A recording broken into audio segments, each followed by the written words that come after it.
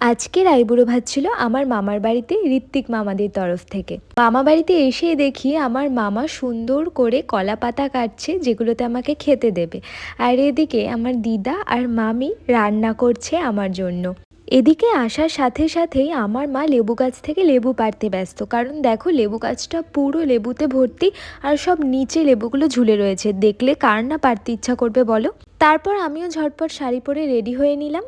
এদিকে ততক্ষণে সব রান্না কমপ্লিট করে ওরা সাজিয়েও ফেলেছে সুন্দর করে, আর বাবাও চলে এসেছে। মা, বাবা, মামারা সবাই বসে গল্প করছিল। তারপর আমার খাবারগুলো সাজানো হয়েছিল, অনেক রকম রান্না হয়েছিল আজকে। তারপর আমার দিদা সারাদিন অনেক খাটাখাটনি করার পর ফাইনালি এলো আমাকে আশীর্বাদ করতে। আমিও দিদাকে প্রণাম করে নিলাম, আর তারপরেই বসে পড়লাম খাওয়া দাওয়া করতে। তারপর জমিয়ে বাড়ির সবাই মিলে খাওয়া দাওয়া করলাম। আজকের ভিডিওটা এই পর্যন্তই। ভিডিওটা কেমন লাগলো অবশ্যই কমেন্ট করে জানিও। দেখা হচ্ছে নতুন কোনো ভিডিও। টাটা।